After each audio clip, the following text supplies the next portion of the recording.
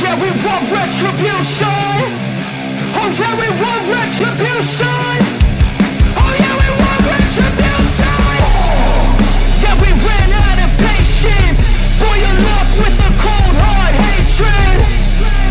I could feel the vibration. Feet in the streets, it's a new sensation. I wanna break faces on the pavement. I wanna make greatness look complacent. Adrenaline awakened, I can taste it. We can make an impact, grab and then take it. Like a disease, bring them to their knees. Thanks 'cause they're deceived. Just like a weed.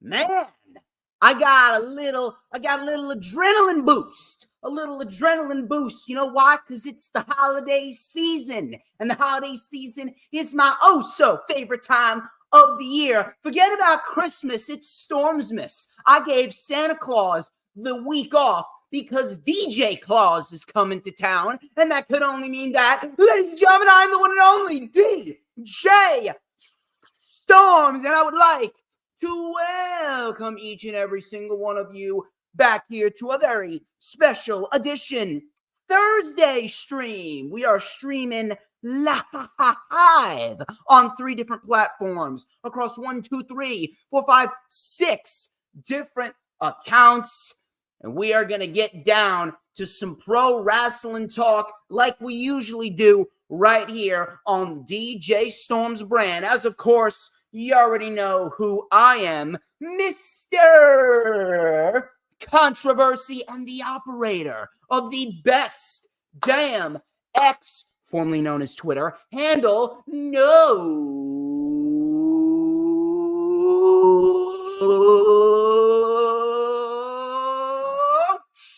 Stop what you are doing.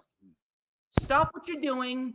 I just need y'all to stop, and I need you to take a nice big inhale. I want you to feel the air as it goes through your nostrils. I want you to take that big inhale through your nose and go, oh.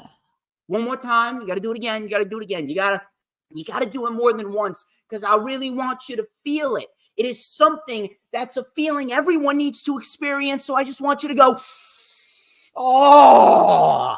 Last time, you got to hit the hat trick. You got to do the trifecta. Oh, shit. Do you smell that? Man, do you know what that is? It's a very, very distinct smell. I think my guests might know what that is. Can you please enlighten the people of what that oh-so distinct scent might be? At first, I thought it was the cinnamon pine cones under the tree, but that being the time of the year it is, but no, I was wrong. It's pure fucking excellence. Oh my God, you damn right. Pure motherfucking excellence. Wait for it. Wait for it.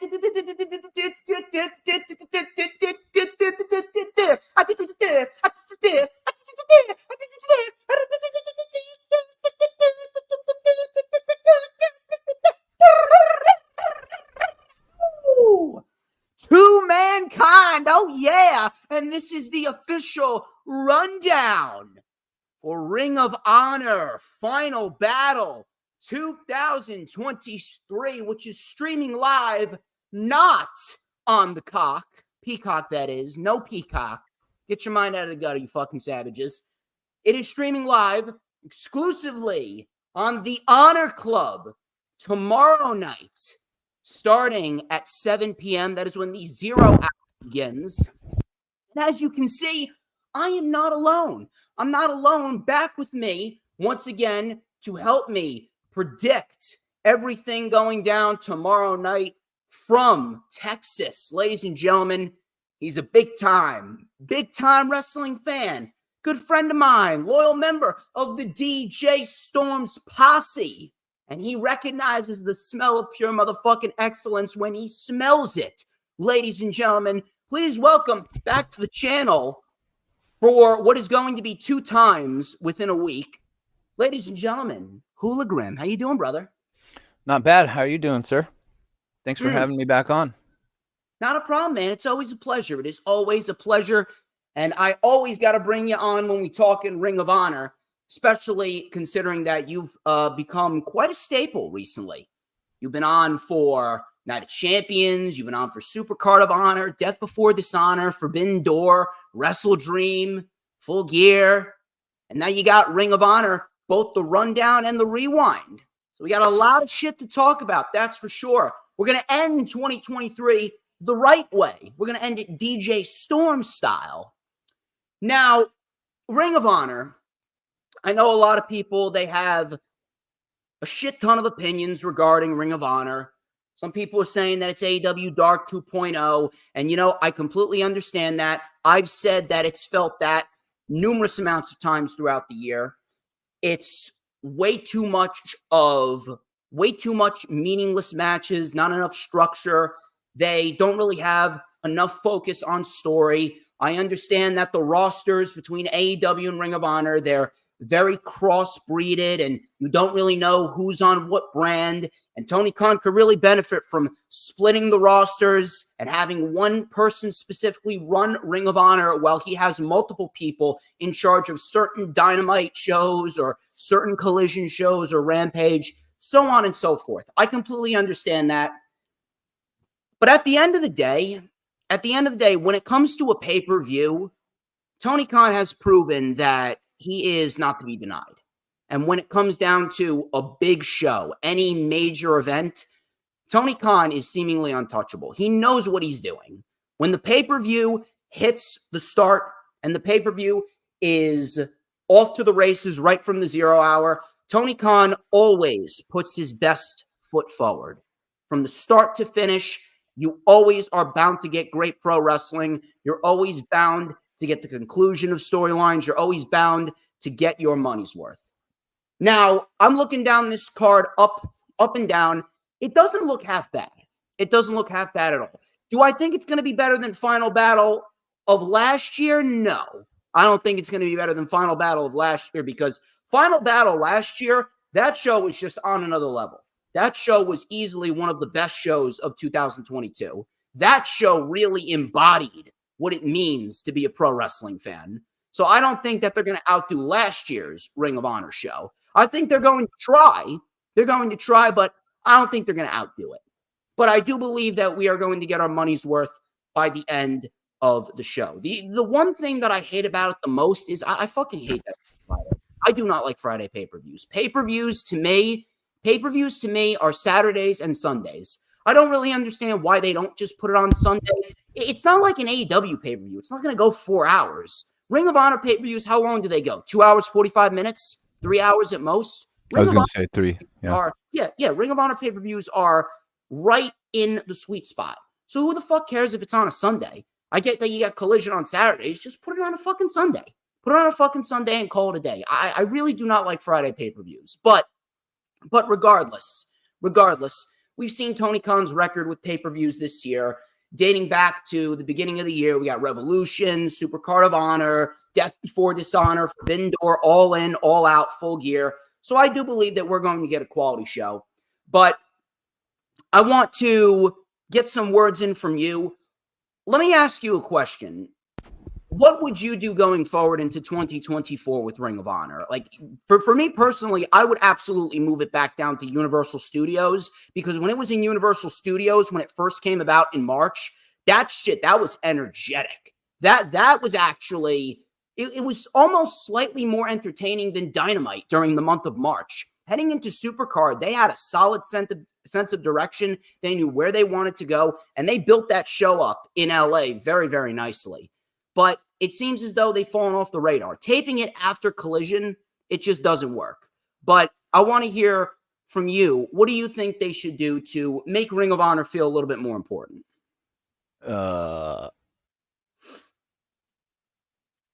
Well, they had FTR and the Briscoes fighting all year, so without that, I don't think they'll. They were pretty hot last year too because of that feud that had been going on for a year. They had a And lot of shit going on last year. Chris Jericho and Claudio, they had that shit going on. yeah, Samoa Joe was still the Ring of Honor World TV Champion, and Mark mhm. Briscoe was chasing him. Yeah, they had a lot of momentum last year, and then I don't know what's happened. I don't know why Tony Khan's Khan. doing too much. I say it all the time. He's doing way too much. Yeah, He he's needs, got he needs help. too many talent on his payroll. He can't possibly manage everybody. A lot of people are falling to the wayside. You've got Athena, who's been their champion for how long? Their women's champion for how long? A year. She's the best thing on the show. So if you're gonna have Mark Briscoe all over AEW television, where's Athena? Athena reportedly she's sticking to Ring of Honor right now because she really wants to hone her craft over there. And apparently she's easily the best thing on the show. When she loses that championship, she should absolutely be on AEW TV. If it's her, She's got the right idea with Athena because you got separate rosters. So she is sticking to Ring of Honor. You got to do that with more than just Athena if you're actually going to make Ring of Honor its own separate entity. well, that's kind of where I was getting at, is maybe we should stop having ROH talent all over the AEW shows and keep ROH talent as ROH. Your comment about going back to Universal Studios, also when Tony Khan rebooted Ring of Honor, and then they started, kicking off with their weekly shows into their pay-per-views and whatnot, it really felt like every Ring of Honor show I was watching felt like NXT Black and Gold. It had that feel to it. And then I don't know, they lost it all, but I would definitely go back to that venue. They need to. They need to format that show as a 1 hour to a 1 hour and 15-minute show, and they need to focus strictly on keeping a roster to themselves and do not move anyone up to AEW TV unless you have solid plans for them. Like Wheeler Yuta. What is Wheeler Yuta doing on AEW TV? I get that he's with the BCC. But if he's just going to put on great matches and lose all the time, put him down in Ring of Honor as the pure champion and just have him hone his craft down there. Simple. If Tony Khan wants to use AEW as a promo vehicle for his Ring of Honor matches, like, I agree with you. Keep Wheeler Yuta on Ring of Honor. But if he's got a match coming up at Final Battle and you want to have him cut a promo on Dynamite to hype that match, I'm okay with that. Just don't have him wrestle on AEW TV. Yes, I'm completely fine with cross promotion. I don't mind Ring of Honor being promoted in vignettes on AEW TV. But or if Moxley or Claudio has a match and Yuta comes out with them because he's part of the group, that's fine. But keep him. Don't have him do matches on AEW Weekly TV. But why are we seeing Wheeler Yuta and Katsuyori Shibata on AEW TV? Now, I understand Shibata needed to go back to Japan, so they needed to organize the title change because it was an emergency. That I understand. But why are we seeing Ring of Honor title matches so frequently on AEW TV? We need to keep the Ring of Honor TV championships to Ring of Honor television. We need someone else down there writing for Ring of Honor, organizing Ring of Honor, and booking Ring of Honor. And then TK, he can have the final sign-off on it. That's exactly what's going on with Triple H. Triple H is having someone else run NXT, Shawn Michaels. Even though NXT is the worst brand in the industry, that's neither here nor there. But at the end of the day, you know what I'm saying. But hey, man, I saw your poll on Twitter. I voted for the worst show being Rampage. That was my vote. I don't know how people could think Rampage is worse than SmackDown or NXT. I really don't. I guess because the NXT I have seen this year has just been their PLEs, and they've been pretty decent. Like I think it's some of the talent that they have there I'm really impressed with, as opposed to every time I just turn on. Great. The roster is great. I've never once discredited the roster. It's just their creative booking absolutely fucking sucks, and they do not really allow the roster to go full throttle sometimes. Like their weekly shows are a drag to get through, and it's kind of cartoony. The best thing that they got going on is the Carmelo Hayes Trick Williams storyline. Outside of that, there's nothing, dude. There's nothing. Like and that sucks. Yeah, I don't want to get too much off a topic, but yeah, it's Rampage is not a bad show. Rampage. I'm just not interested, I think, is what it is. There's a lot that AEW is doing that I'm not feeling at the time. Rampage is not a bad show. We do get solid wrestling on it most weeks. The problem with Rampage is the fact that that show, out of all the weekly wrestling shows, like the ones that are on TV, the problem with Rampage is the fact that Rampage just doesn't have structure. That's the only problem. If he reduced the matches on Rampage to 2 to 3 matches and let them just go out there and wrestle instead of trying to cram 4 matches in there and sprinkle in all these different segments into a 1-hour show when it's not possible, if Tony Khan did that, Rampage would feel a little bit more important. But it's not a bad show. It's not that bad of a show. But regardless of that, we are going to get into Final Battle, and we are going to dissect each and every single one of these matches. I got 6 matches so far, and I'm currently trying to keep track of what's going on Ring of Honor TV right now.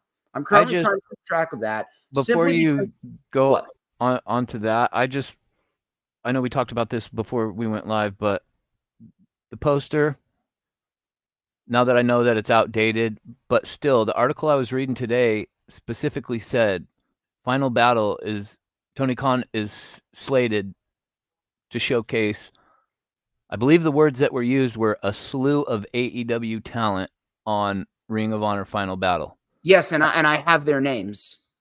Now, if you're looking at this picture, Young Bucks, Hangman, The Elite, Eddie Kingston, MJF, everybody on this poster, minus one, is on weekly AEW television. And they're mainly, you could maybe make a case for Wheeler Yuta, but aside from Athena, everybody else on that poster are AEW mainstays. So if you're trying to get Ring of Honor notice, like I get what he's doing. He's trying to sell this Ring of Honor pay-per-view by putting the faces that everybody knows from AEW on it. But I don't know. It was weird to me when I brought up this picture earlier, and I was like, how are we promoting Ring of Honor? Like, where's all the other Ring of Honor talent that's not being featured on this poster? Again, it all revolves around the fact that Tony Khan, like we stated before, he's doing way too much. He's doing way too much, and the more that he does, and the more responsibilities that he takes on, the less structured weekly TV will become. Like the top 2 shows that have the most structure are Dynamite and Collision. Need I say more? But regardless, I got 6 matches so far. So for the most part, they all look pretty decent. So I'm looking forward to it just because, listen, I'm a wrestling fan.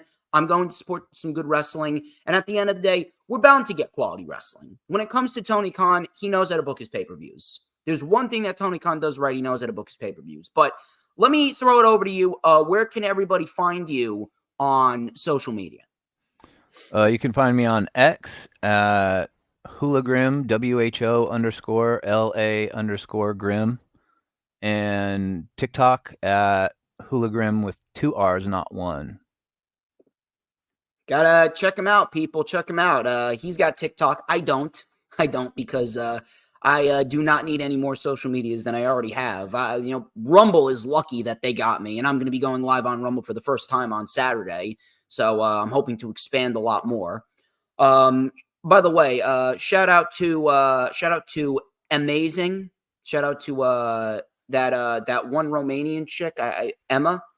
She's actually been giving me some really good advice regarding self-brand promotion and, to put myself out there, continue to do the Twitter polls, continue to do the shorts. So I got to give her credit. She's got a really good head on her shoulders. I also want to let everyone know, if you're not following me on social media, you better fucking follow me on social media. You can follow me on X and Instagram at HistoryMakerDJS. Once again, at HistoryMakerDJS, because all I do is fucking make history in everything that I fucking do.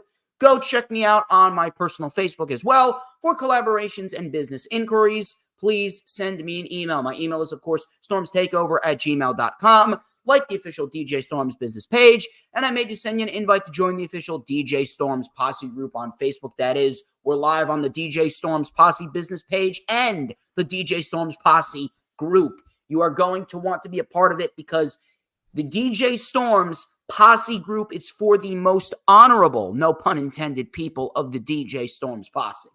Because we're talking about Ring of Honor. You get it? Wink, wink. Yeah, we got it, bro. We're good. Just making sure. Also, you haven't checked it out, people. I got me a revamp, a remastered, a redone DJ Storms Christmas song. Back in 2018, I did the 12 Days of Christmas. I decided it was a little outdated, so I posted a new updated version in 2023. If you guys are looking to see what the posse got me for the 12 Days of Christmas, go check out that song. I posted it yesterday. It will be music, legit. Music. I've heard it.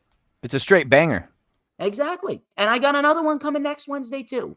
Another one coming next Wednesday, too. They're going to be naming a fucking lane after me after next Wednesd's cover. You just got your hands in all different types of things going on at the same time.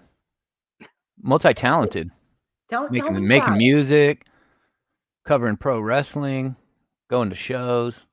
I mean, who does it like I do? No one does it DJ Storm style. Nobody. That's because everyone knows who runs the IWC. But we'll answer that question at the end of the show.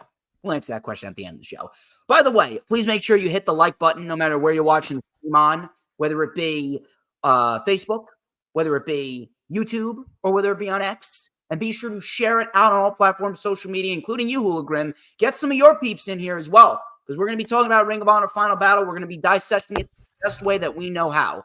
On top of that, when you share out the stream, no matter what platform you're sharing it on, please make sure, if you're watching on YouTube, whether you're watching on the Hardcore Sports YouTube or my YouTube, hit that subscribe button. It is incredibly, incredibly vital that you do so.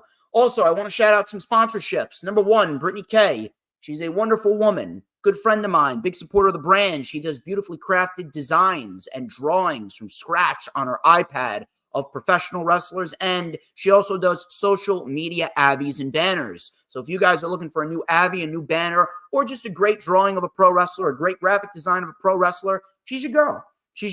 Go follow her on X, Brittany K 5150, and on Instagram, Brittany K Designs. And of course, I got to shout out Corporate Information Systems. With more than 4 decades of experience, Corporate Information Systems is recognized by Forbes as one of America's best recruiting firms. They specialize in providing recruiting solutions to companies in a variety of industries, such as high-tech, food and beverage, construction, and medical devices. Now, finding the right candidates can be a time-consuming and challenging process, which is why CIS offers a wide range of services designed to make your recruitment process easier and more efficient. They provide a seamless and stress-free experience for both clients and candidates. So if you guys are looking for a trusted recruiting partner to help you fulfill your hiring needs or help advance your career, go and contact my friends over at Corporate Information System. You can check out their website. www.cisrecruiters.com. One more time, www.cisrecruiters.com. Corporate Information Systems, placing talent where it can thrive. And as HooliGrim comments on a live stream that he's starring in, you also need to make sure that you are going to hit that notifications bell on YouTube, Hardcore Sports, or the DJ Storms channel.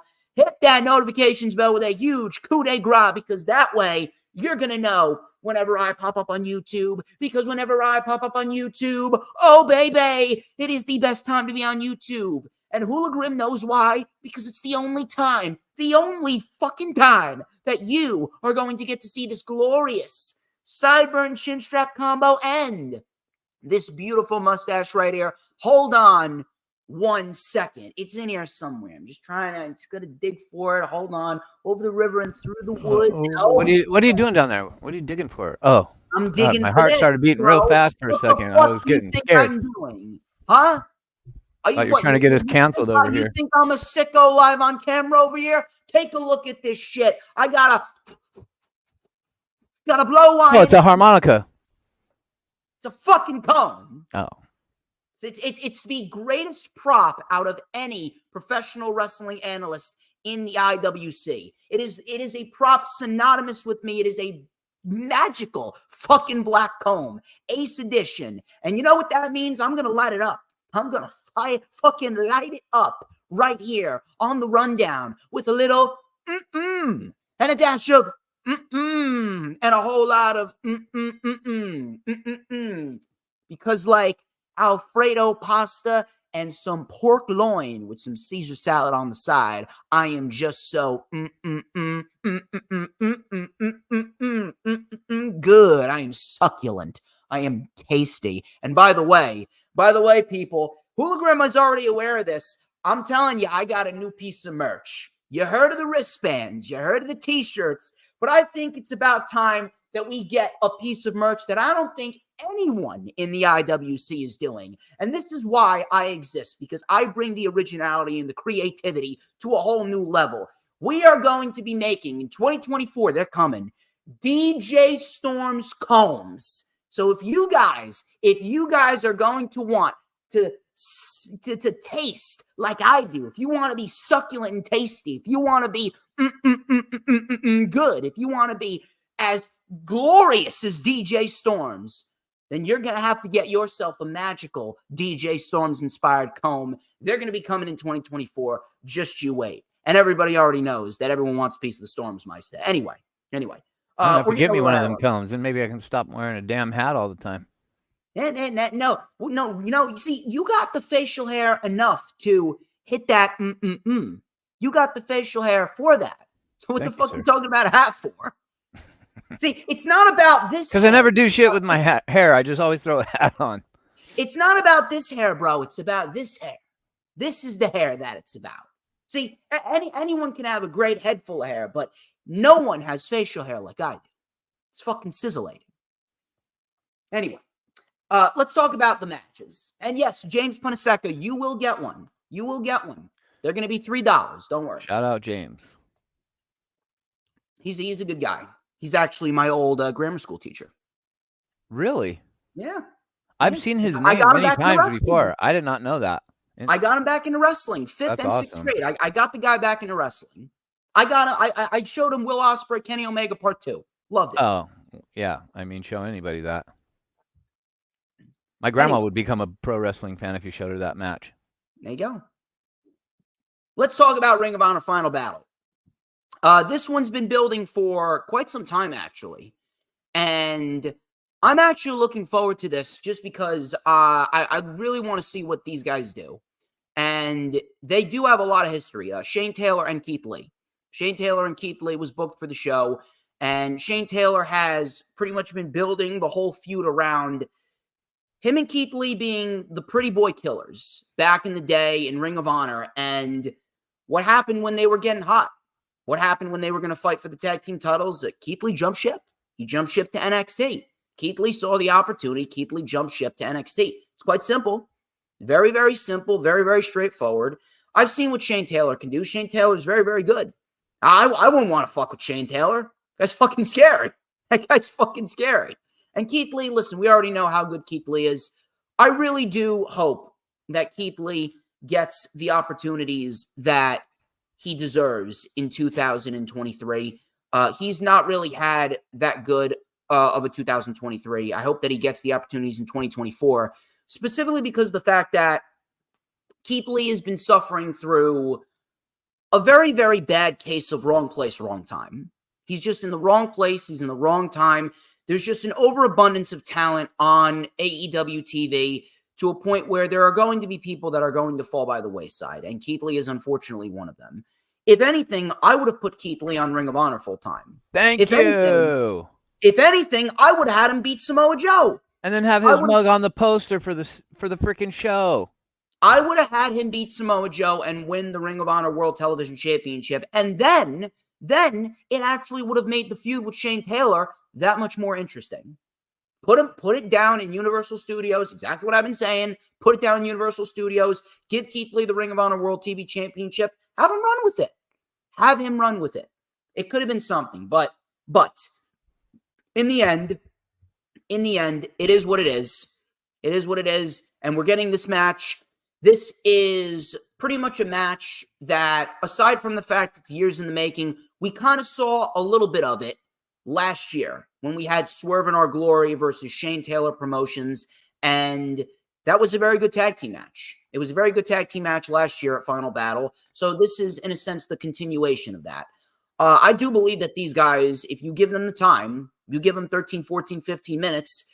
Listen, you saw what Powerhouse Hobbs and Miro did, and the fact that Shane Taylor and Keith Lee, they can actually move around even more so than Powerhouse Hobbs and Miro. I actually believe that they're going to put on a really, really, really good big man match. And in the end, I'm going to give the win to Keith Lee. I'm giving it to Keith Lee. Keith Lee right now, he is clearly the one with the more upside. Not to take anything away from Shane Taylor, but Keith Lee's the one with the more upside.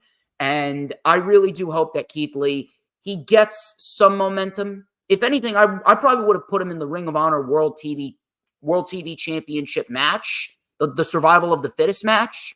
Mm-hmm. Again, that's just me. I digress. But I'm going to take Keith Lee in this one. I do believe that they're going to put on a very good match if given the proper time. HooliGrim, let me hear it.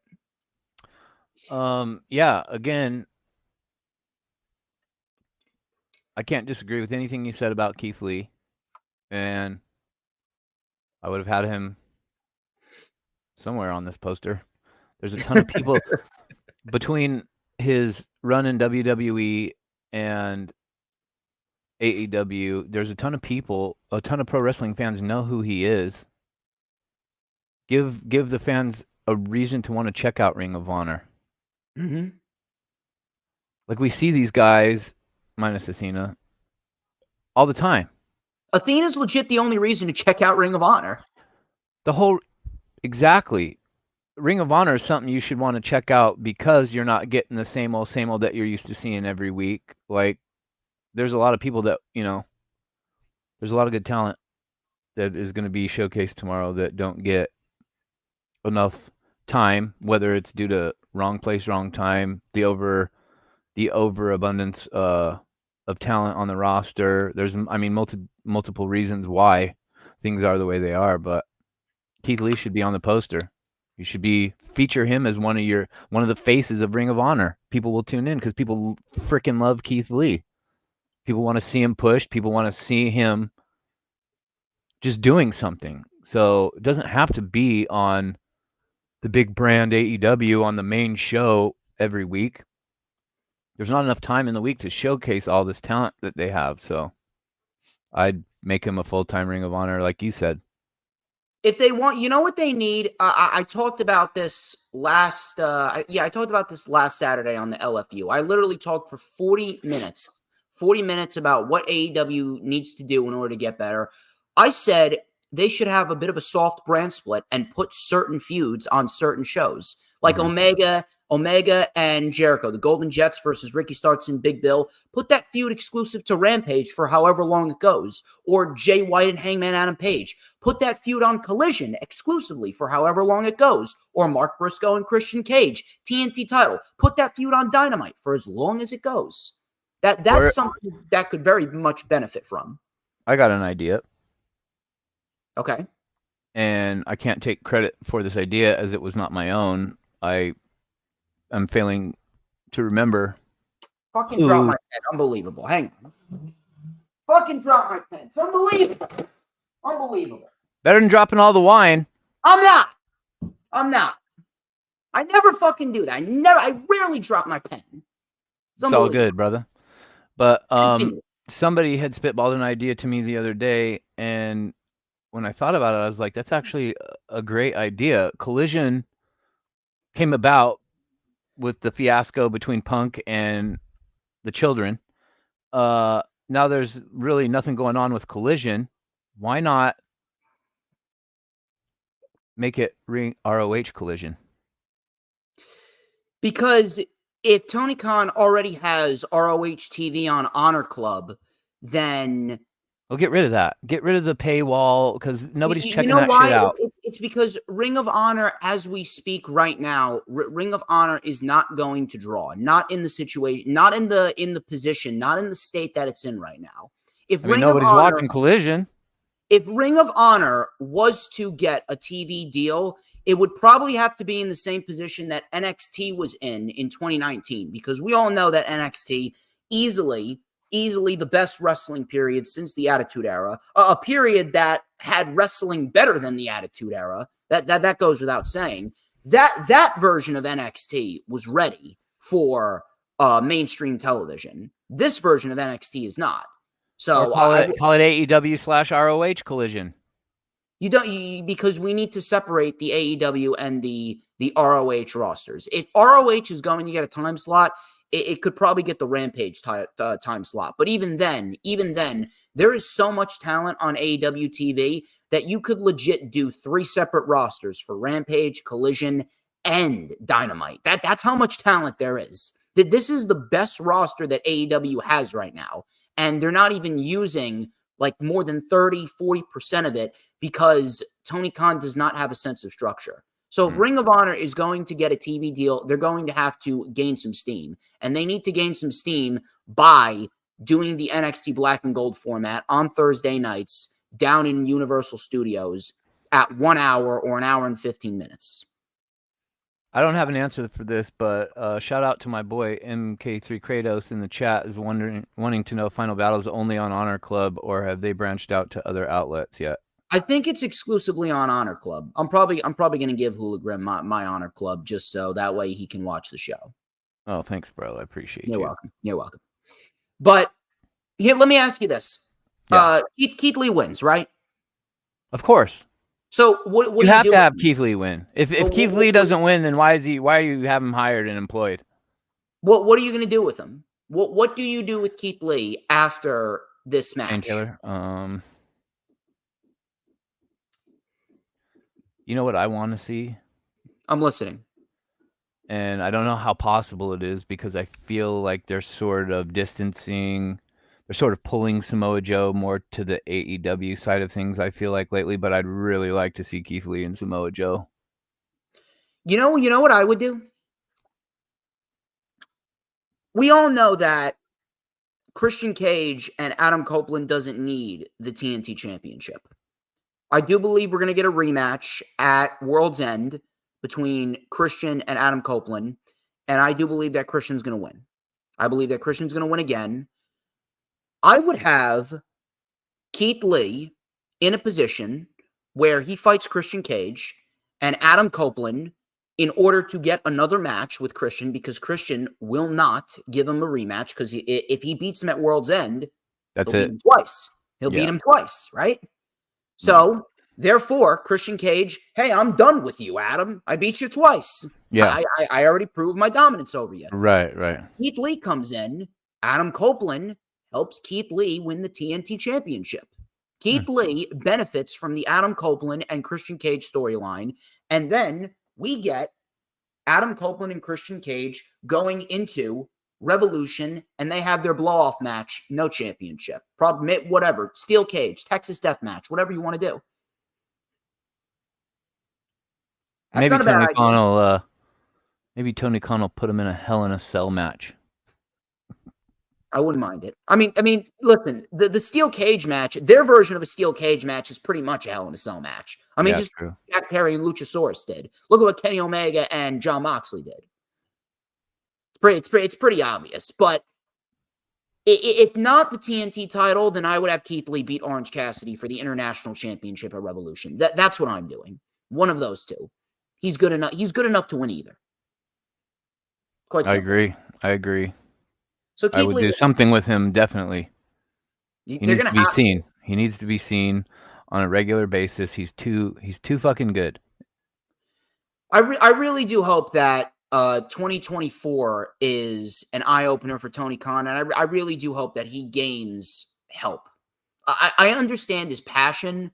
Again, I'm passionate about this, but I could not have gotten into the position that I'm in without help. Like Jay Leto, he helped me with the partnership with PWP Nation, ISPW, and the people over at ISPW. They've helped me. Like I can't get ahead without help. Same thing with Tony Khan. He can't do what he's doing without help, and he's going to have to swallow his pride at some point. He gets a lot of shit. He gets a lot of unnecessary shit, and I understand his passion and the fact that he takes a lot of pride in doing what he's doing, but you can't do everything by yourself. That it's not possible. If everyone could do everything by themselves, then there would be no such there'd be no such thing as jobs. Like there'd be no such thing as accountants to help you with financial problems. There'd be no such thing as doctors to help you out with medical problems. There'd be no such thing as real estate agents to help you find a home. There'd be nothing. Correct. Moving on here to the next match. Ethan Page versus Tony Nese. This is an I Quit match. Now, I've been keeping track of what they've been doing. I watch Ring of Honor on a weekly basis. Not live because I'm either streaming or I'm tired from work. But I always catch up on them later on in the week. But this has pretty much been built around the feud with Ethan Page coming to Ring of Honor because he wants to wrestle more. He wants more opportunities, and Tony Khan gave him that opportunity to wrestle more in Ring of Honor. He got on a winning streak, and Tony Nese ended that winning streak, and then Ethan Page got his win back, so they're 1-1. And pretty much Ethan Page is basing this off of the fact that Tony Nese needs him. Tony Nese needs Ethan Page because now Tony Nese is finally getting a spotlight. But when Ethan Page moves away, so does the spotlight. And all you're going to have to do is thank Mark Sterling for helping you get that one victory over me. Now, a one-on-one match straight up, I was looking at this as a one-on-one match straight up, and I'm thinking, why is this on pay-per-view? Why is this on pay-per-view? This does not feel like a pay-per-view match. Not because these two aren't great wrestlers, but Tony Nese has essentially been a glorified enhancement talent. The man got squashed by Samoa Joe 2 months ago at Battle of the Belts. But then they made it an I Quit match, and I said to myself, okay, now we're talking. Now we're talking because an I Quit match, it offers more room for creativity. There's a lot more room to get innovative. And on top of that, you put weapons in there with a guy like Tony Nese who can fly around the ring, hit like a heavyweight. Ethan Page, he's very underrated in his own right. You put that I Quit match stipulation into this feud, and I'm a bit more open to it because I'm genuinely curious at seeing what they do. I'm not sure how you're feeling about it, but that's just my take on it. I actually want to hear from you.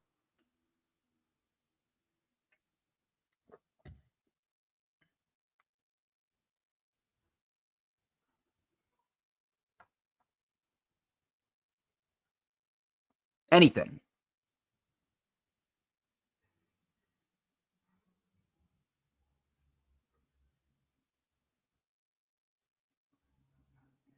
You got anything at all? We went about like 10 seconds of silence right there.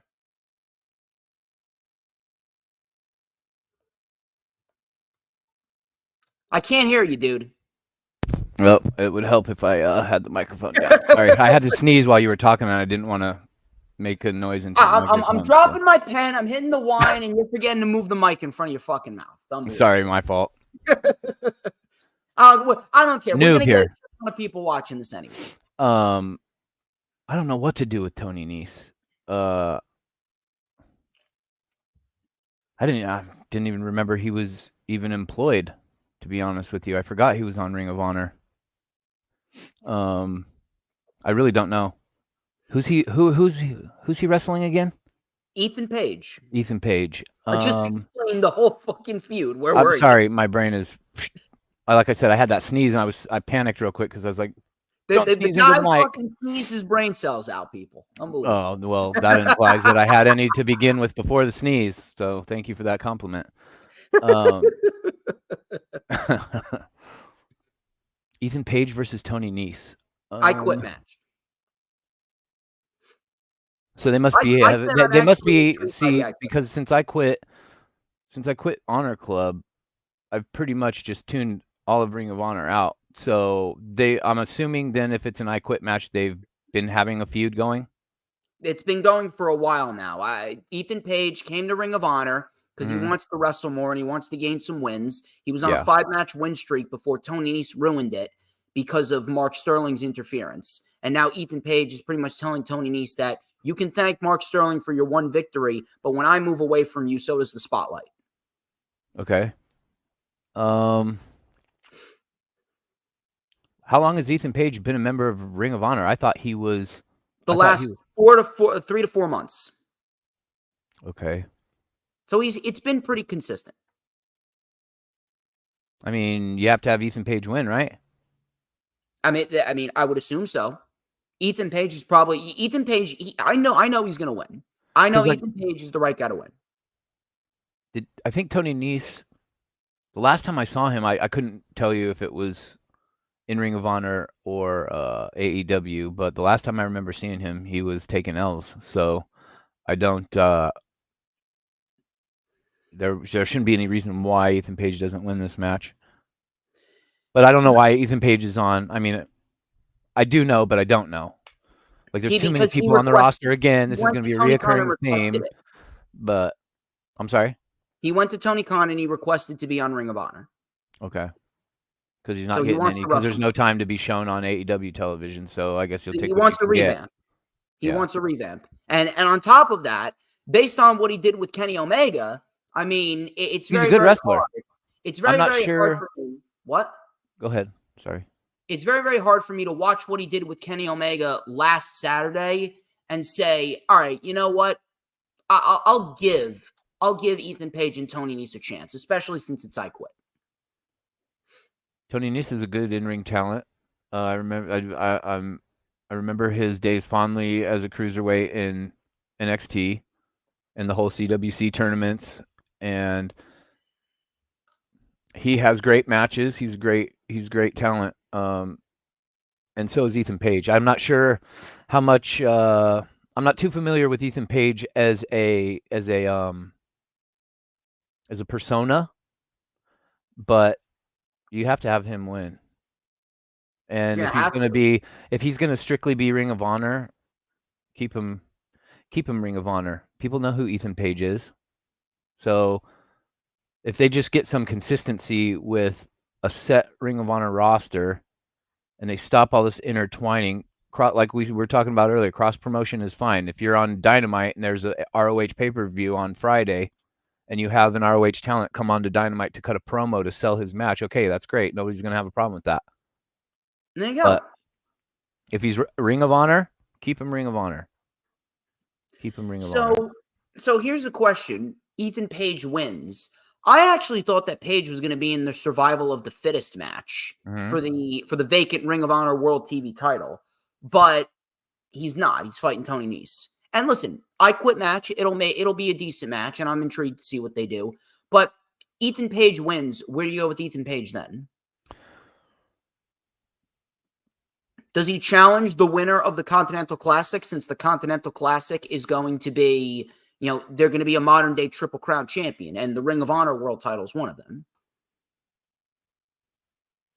They could. I feel like in my mind I see them doing pure championship with him. I was just about to say that next. Yeah, I can see him being a challenger for Wheeler Yuta. But again, Wheeler Yuta just won the championship, so it's kind of gonna be hard. But I feel like Wheeler Yuta for the last year or so has been locked into this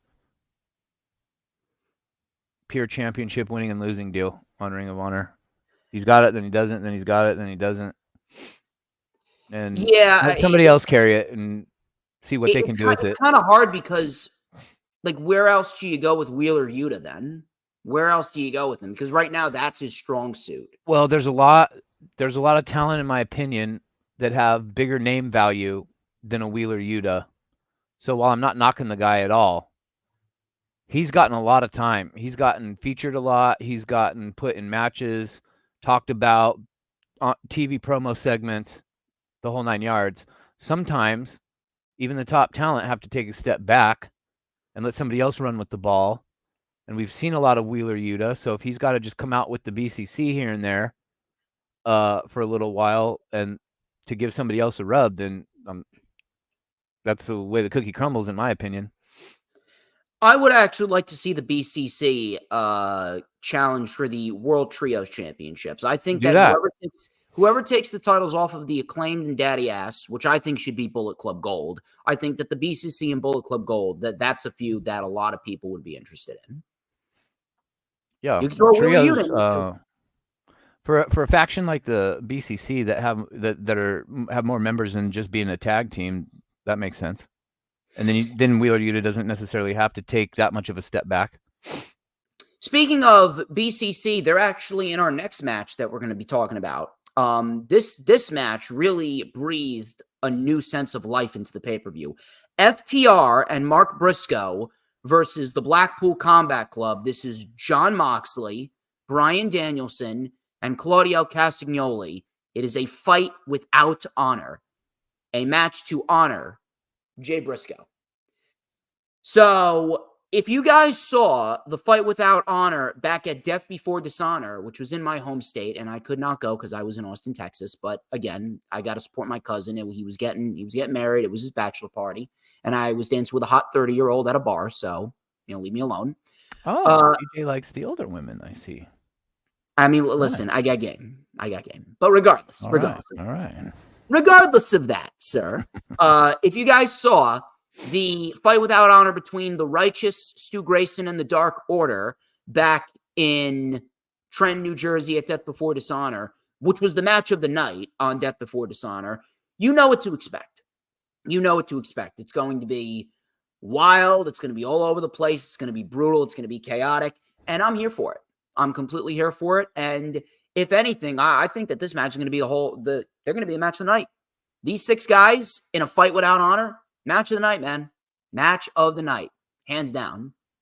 And I'm really, really, really looking forward to seeing Jon Moxley on Ring of Honor like that. Like, who would have thought that would have happened? Who would have ever thought we would have seen that? Considering that this is all about honoring Jay Briscoe, I mean, FTR and Mark Briscoe win. It's going to be chaotic. It's going to be all over the place. It's going to be brutal. And I say that this match is the match of the night. It's either this match or potentially the main event is the match of the night. But, I mean, you got to fight without honor with the 6 names that I just named. I mean, how could it not be the match of the night? I say FTR and Mark Briscoe take the victory. What do you say? First and foremost, is fight without honor a stipulation of some kind? Yes, it's pretty much like Ring of Honor's version of a Texas death match. Okay. So if you saw what the Righteous, Stu Grayson, and the Dark Order did, you're going to see barbed wire, you're going to see thumbtacks and Legos and tables and chairs. Kind of sort of close to, minus the dog collars, what FTR and the Briscoes did last year. Well, all we had was chairs in that match. Chairs and dog collars. But it's going to be brutal. Well, you said it's Danielson and Moxley and Claudio versus Mark Briscoe and FTR. Oh, this match is going to be crazy. I told you. Wow. Here's what I want you to do. Go back and rewatch the Fight Without Honor at Death Before Dishonor to get yourself warmed up. That's what I would do. For sure. It's just so surreal to me to say that Mark Briscoe and FTR on a team just kind of highlights what's missing out of this equation that's printed on your T-shirt. So I'm thinking back to a year ago and how that match after of 2022, when their third match of theirs, you can watch a lot of wrestling, right? And wrestling moves you in different ways. Depending on the mood I'm in, has a lot to do with how I receive what I'm watching. And at the end of that match, I'm not sure there's been many moments, I'm sure, as wrestling fans where we get emotional and we get the goosebumps on our arms and we start to get watery eyes and all that. But this match is I mean, I want to say Mark Briscoe and FTR because of my love for the Briscoes, but I'm not sure. I'm just not sure if they should win. I mean, it only makes sense. It's 1 year. It's 1 year since the greatest dog collar match ever. And I don't know why I'm getting stuck on the whole terminology of fight without honor. I think that's Because what because with Ring of Honor, it's a code of honor. You got to shake right, hands and I before get and that. after But the if match. There's no handshake it's here. fight and without anything honor to honor Jay Briscoe, it's kind of like a contradiction of words in a sense. So that Well, leads me to that's essentially the name of the match, but it's pretty much going to be like just as brutal as the double dog collar match. yeah. That's pretty I much what it is. honestly don't think I really have a preference for a winner, even though I want Mark Briscoe to win always. We're gonna be so caught up in the 6 of these dudes beating the holy shit out of each other that no one's gonna care who wins this match. I guarantee you. It's gonna be there's not gonna be no one. The loser's not buried. They're not taking any steps backwards for receiving a loss. Like it doesn't matter who wins and who loses this match because of what we're going to get out of it. So I honestly don't know if I That's have a probably the winner best thing picked. about it. I want Briscoe to win, obviously, but I'm okay with I any can't see outcome. Mark and FTR losing. I can't see it. Okay, and I don't disagree with that. One thing is for sure, and I tweeted this out yesterday. No matter what happens after the Continental Classic, if there's one thing that has certainly come out of the Continental Classic, it's the fact that Mark Briscoe needs to be a regular on AEW TV because he has had some of the best matches in the entire fucking tournament. I thought that's what they were going to end up doing with him after the tragedy happened, and he's so well liked. It makes sense that he should be. The Briscoes should have always been on AEW television, but because of the whole TV network politicking and whoever that executive was that had beef from 10 years ago over a stupid tweet, it was unfortunate. But yeah, Mark Briscoe should definitely be on weekly national television, 100%. But yeah, I got Mark Briscoe and FTR winning. I there's no way that they lose. No I'm way. picking them too because them boys are my boys. So We're 3 for 3 right here across the board, huh? all right. Let's talk about the match that Mark Briscoe should have been in with Samoa Joe, but he's not. I'm still pissed about this. Survival of the Fittest match for the Ring of Honor World Television Championship. This is to crown a new champion. Dalton Castle, Commander, Kyle Fletcher, Lee Johnson, Lee Moriarty, and then a mystery participant. This is 6 guys, and the winner is the new Ring of Honor World Television Champion after Samoa Joe vacated the championship. First of all, I was extremely pissed off when Samoa Joe vacated the championship because, again, the match was right there. The whole point of Briscoe losing back at Supercard of Honor was so that way Joe could beat Jay Lethal's record, which he did, and then final battle, it was going to be Mark Briscoe, Samoa Joe, and Mark Briscoe would have finally slayed the beast. That didn't happen, and I shit all over Tony Khan for that, rightfully so, because I am not biased towards anything. I'm not biased towards anything. I'm probably the fairest of the fair in the IWC. But I will say this. I appreciate Tony Khan not being typical and doing a tournament. I appreciate him going back to one of Ring of Honor's signature matches, the Survival of the Fittest match, 6 guys. It's pretty much a 6-pack challenge, but I appreciate him doing something different rather than a tournament. Now, I don't know who this mystery participant is going to be. Some people are saying that it's going to be a luchador. Some people are saying it's going to be a luchador. I'm not sure who. Penta maybe comes to mind. I'm not sure if Phoenix is back from his back injury, but I would not mind seeing Phoenix in there because obviously we all know how good Phoenix is. Maybe Mystico comes back. I don't know. I really don't know. Now, as far as the winner goes, It seems as though it's pretty predictable with Dalton Castle because he's been hyping up wanting to be the TV champion that everyone is proud of and everyone can tune in to watch every week. But you want me to tell you who I would give the championship to? Who's that? I don't give a fuck. I would give the title to Kyle Fletcher. He's fucking great. I would, honest to God, give the championship to Kyle Fletcher. They got the Don Callis family going on, and Kyle Fletcher, my God. When Aussie Open breaks up, Kyle Fletcher's a breakout singles guy. You've seen his matches with Omega. You've seen his matches with Danielson. You've seen his match with Takeshita. I mean, holy shit, this guy's a fucking natural. He's 26 years old. The guy's a fucking prodigy. Give him the Ring of Honor World TV Championship. I want Fletcher. That's me. I'm a Fletcher guy here. I don't know who you got.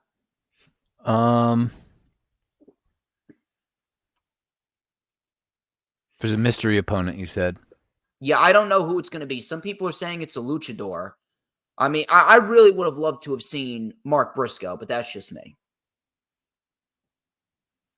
The fact that there's a luchador mystery opponent makes me think that either they're going to win or they're going to assist in one of the other luchadors winning somehow, some way, maybe not intentionally.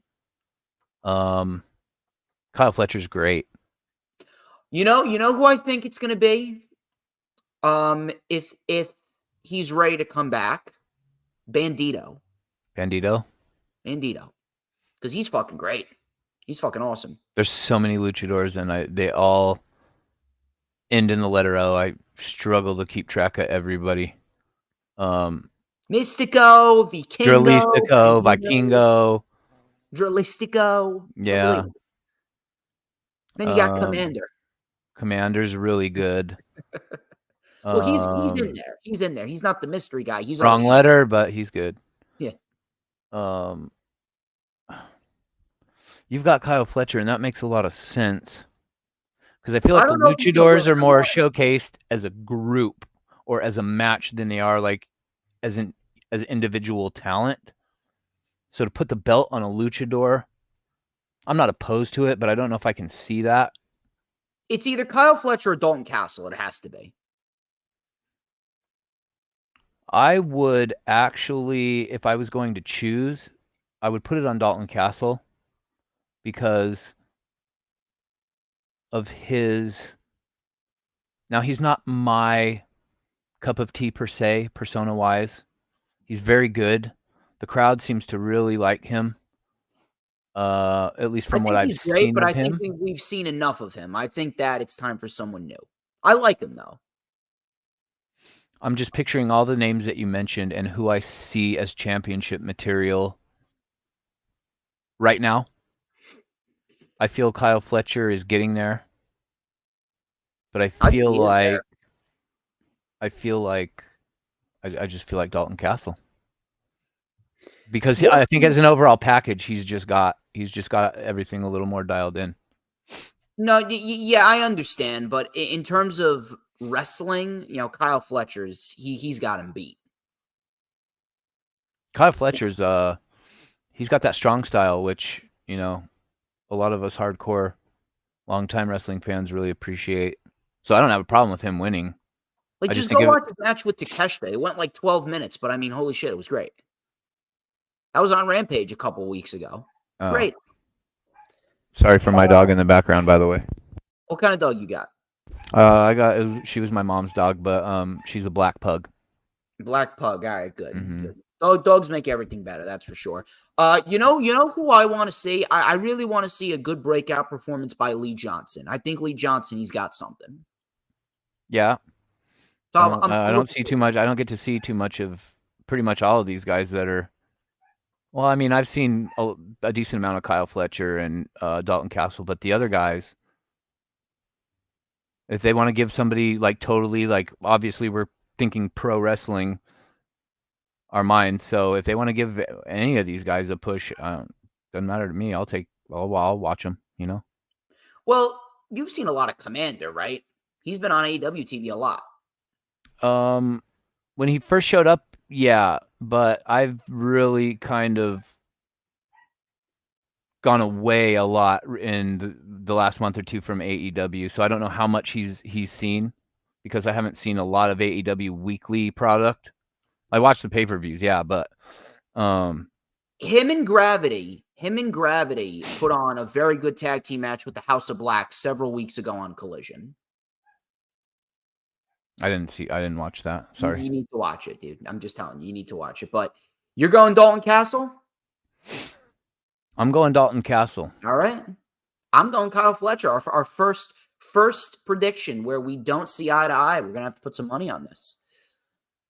Speaking of Luchador, El Hijo del Vikingo, he's on the show, and he's fighting Black Taurus. This is for the AAA Mega Championship. El Hijo del Vikingo, he's actually a few days away from breaking Kenny Omega's record as the longest reigning AAA Mega Champion. So I'm actually looking forward to this, just because El Hijo del Vikingo is great. El Hijo del Vikingo is probably one of the best luchadors on the planet right now. Yeah, I really like him. It's a race. It's a race between either him, Phoenix, or maybe Commander. One of those three. Now, do I think it's going to be better than what we got at Super Card of Honor with Commander? No. Because that was one of the best opening matches to a pay-per-view all year. That was a great. I think I may go rewatch that match from Super Card of Honor after I'm done here. That was a really, really, really good match. So I don't think it's going to be as good as that, but I'm genuinely intrigued to see what Black Taurus does, because Black Taurus, he was on Impact a lot. And again, I don't fucking watch Impact. I don't fucking watch TNA, because they're fucking creative and their production and they're everything minus their roster, minus the wrestling. Everything else about TNA Impact is fucking donkey balls. Let's be honest here. But I'm genuinely intrigued to see what Black Taurus does. So the fact that he's fighting Vikingo, I mean, how can you have a bad match with Vikingo? Let's be honest here. Is this for any titles or anything like that? Or yeah, it's for the AAA Mega Championship. Oh, AAA, that's right. Oh God, we're implementing AAA now. Yeah, I mean, it was on Super Card of Honor, and it makes Super Card of Honor better. What I've seen of AAA has actually been, and it's been very minimal. But I was very pleasantly surprised for having not knowing any sort of outside the U.S. pro wrestling. I like what they do. And you know what I'm talking about back at Super Card of Honor. Like, we all know that this is not going to come close to what Commander and Vikingo did. Probably not. Most likely not. But I say Vikingo wins. Vikingo wins, and he's going to break Kenny Omega's record. He has to. And I literally don't think I've ever even seen Black Taurus, so I have to go Vikingo on this one. Mm-hmm. Because I've seen what he can do. I know I've seen it with my own eyes, you know? Yeah. The main event. And if you had any doubt that this woman was the best women's champion in the industry, she is main eventing 2 Ring of Honor pay-per-views back-to-back. The first and only woman to do that. Athena versus Billie Starkz. Ring of Honor Women's World Championship. It's in Athena's home area of Texas. So I don't see how Athena loses here. Some people are saying that Billie Starkz is going to win. Listen, I think Billie Starkz is very good. And for 19 years old, she's ahead of the 8 ball. She's actually better than a lot of 30-year-old wrestlers are in this day and age. So I got to give Billie Starkz a lot of credit, but I don't know, dude. I don't feel like Billie Starkz is ready for that yet. Like, you know who you said this is the main event? Yes. Just like Willow and Athena was the main event at Death Before Dishonor, and they were very much worthy of it. They tore the house down. They're doing the women as the main event again. Now, I don't have an issue with it because Athena's great. I don't have an issue with it, but I just can't see Billie Starkz winning. I don't think she's ready for that yet. It's crazy to think that they would put a title, one of their major titles, mind you, on a 19-year-old. Yeah. That's actually insane.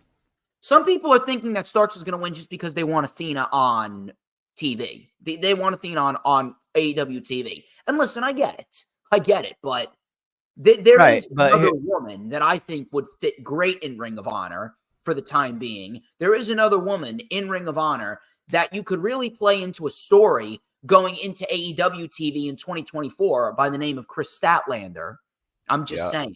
I think Chris Statlander and Athena at Supercard of Honor with Chris Statlander going over, that right there would really, really set the pace for something. Because if Chris Statlander wins the championship, Athena then goes to AEW TV, and Athena can win the AEW Women's Championship at All In.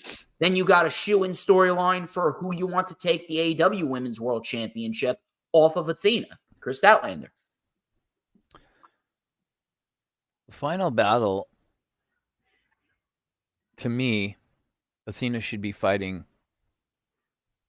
a bigger name opponent. Well, this is like legit the biggest story in Ring of Honor. Like, it's literally their Roman Reigns, Sami Zayn storyline. With a 19-year-old? She is very good, I will say that. I didn't even know she didn't look 19. She looks a lot older than she is. I think I would be very skeptical of putting a title on a 19-year-old for the youth, the mental aspect of things. I'm not sure a 19-year-old... I mean, maybe they feel she's ready, and I'm not knocking this girl whatsoever. I just, when you say the age, and I think about how many 19-year-old champions I've ever seen. She just turned 19, actually. I can't think of one, and the fact that I'm thinking about Athena's run that she's had in ROH and the matches she's had with some of the ladies, I can't really see her losing to a 19-year-old. It would be massive for Billy Starks, but what would it do to Athena? Because she's not seen on weekly television, nationally televised anyway. So, I mean, listen, I think that it would do a great job at building up a new star. Correct. And that is definitely something that I'm all for. And Athena will be fine in the end because, I mean, who else has had a run like Athena? She's held the title. If she loses, and it's her choice why she's not on AEW, because she wants to stay as just strictly Ring of Honor for the time being. What do you do with Athena after she loses to a 19-year-old? She kind of doesn't really have many legs to stand on. She's got to move to AEW if she loses, but I don't see her. I just can't see her losing. I can't see her losing either, man. I just can't. If she does, she's going straight to AEW TV. Do you feel like if she loses, it shits on her reign at all? No, because it's a new star. Like, well, you know what I'm big on? But she's beating all these people, and she can't beat the 19-year-old. That's kind of hokey to me. But the reason why is because what I've always been about is transferring credibility from one star to the next. Like, what a wrestling promoter should do, he or she should strive to have a full-fledged roster up and down full of nothing but credible stars. How do you do that? You got one person with all the credibility in the world. You got to transfer that to one person. I understand the psychology of it. Yeah. And then that person needs to transfer it to the next person and the next person. Credibility is built by transferring it from one person to the next until X amount of stars have had all this credibility, and the title itself is going to receive credibility as well. I don't see Billy Starks going on a reign like Athena if she wins, but no. Look, if Athena transfers that to Billy Starks, that just goes to show you the heavy investment in Billy Starks, and that goes to show you that Athena, she is very, very selfless. And if anything, that's a woman that I want on my roster. If I'm running a company, 100%. Athena's number one to me. Athena's been having a better reign than Rhea Ripley. I don't give a fuck what anyone says. Rhea Ripley is not number one in the industry. It is Athena. I cannot confirm nor deny. I mean, you take a look at Rhea Ripley's title reign. They haven't been putting a focus on her title reign. The title's a prop on her. I was just going to say, the title has been used as a prop for her to just, I guess, come out holding something to look a certain, like, look the part, basically. But a lot of it, too, is there's not really you've got a couple of women on that roster that could hang with Rhea, but what are you going to do If she loses to him, or what are you going to do? I mean, she's beating everybody, so what are you going to do with him? You can't just keep having her fight the same 3 people all year long. The problem is that they don't build up anyone else. Like their women's division sucks. Yeah, you can bash Tony Khan for how he books the women's division, but when it comes down to it, the women booked under Tony Khan are putting on better matches than the women booked in WWE. Week to week basis, they're putting on better matches. Yeah, I would probably concur. But I'd say Athena wins here. If Athena beats Billy Starks, I mean, who beats her? It's got to be Chris Statlander. It's got to be. Like, there's no one else. And if Chris Statlander is not going to be heavily featured on AEW TV right now because she just lost the TBS title to Julia Hart, put her in Ring of Honor. Put her in Ring of Honor, give that division a bit more credibility, and build towards Athena, Chris Statlander, Supercard of Honor. You want a big women's title match for your first Ring of Honor pay-per-view of 2024? That's it. I could see Tell that. me when I'm telling lies. I just let's say Athena stays in Ring of Honor and loses to Billy Starks, then what? What do you do with her then? If Athena loses to Billy Starks, then she's moving up. You can't keep her down there. She moves up. If she doesn't, she gets one more rematch with Billy Starks, probably next month. She loses, and then she's on TV after Revolution. It has to be. And you are building towards Athena versus Toni Storm for the AEW Women's World Championship. And Athena wins. You sign me up for that. That's what you got to do. Athena either goes and beats Julia Hart or she beats Toni Storm. And I'm going with Toni Storm. And Athena does the same thing with the women's title that she's doing with the Ring of Honor Women's World Championship. Same thing. Just beat the shit out of everybody. Yeah, I'm for that. I'm all for that, actually. But I can't see Athena losing. I just can't. If it's not Chris Statlander, then it's Willow. It's Willow or Chris Statlander. Like you have a. I was going to bring up Willow. You went with Chris, and in my head, before you had said her name, I was thinking Willow Nightingale. You have a shoo-in with Willow. If you don't want to do it with Chris Statlander, then build towards a last chance match one more time. Athena Willow, and Willow finally does it. Quite simple. Do that. Yeah. But all in all, I do believe that we're going to get a great wrestling show. And for me, I always like supporting the promotions that everyone likes to crap on. Because I was a big 205 Live guy back in 2018. Like back when 205 Live was the shit, like in 2018 and 2019, dude, I was watching 205 Live weekly, religiously, and I was supporting that shit because they were putting on some great fucking matches. Mm-hmm. So if anything, like it's almost giving me that underdog type of promotion vibe, like these Ring of Honor shows. That's why I want to root for them. Who's Ring of Honor Trios champions? The Embassy. I think they may be on the show. I'm not sure who they're facing, but if the Embassy are on the show, I think that they're going to face Top Flight and Action Andretti. Really? Now that's my prediction. And if anything, I would give Top Flight and Action Andretti the win. Give them the win. Why not? Then at least they got somewhere to go. Exactly. And dude, that's the perfect position for them. Yeah. And it keeps them from being jobbers on AEW TV. Well, that's only if they don't have anywhere to go. And right now, they don't have anywhere to go because the tag team titles, they're being occupied by the Golden Jets and Big Bill and Ricky Starks. That just got confirmed for World's End. Right. And I do think that's going to be a great tag team match. So I'm definitely looking forward to that. I think that Starks and Big Bill are going to retain there. But ladies and gents, that's it. That's all we got for you, people. That wraps up this edition of The Rundown. All the botches with me dropping my pen and crashing into fucking wine back in like behind me, and HooliGrim pointing his mic to the back of his head. Either way, we got through a hell of a stream, that's for sure, and we got a solid amount of people. Thank you very much to James Punaseca. Thank you very much to Dylan. Thank you very much to Kratos. Thank you very much to Sarah Habka. Thank you very much. You guys are awesome. Thank you very much to Daniel Berry Sports Highlights and Wesley Landon Woosley. Stone Cold Sober. Are you? Are you though, Hooligan? I am. Like, I'm looking at the chat and I'm like, well, come on, guys. James Getting buried over Punchette here wrote- because I had my mic up.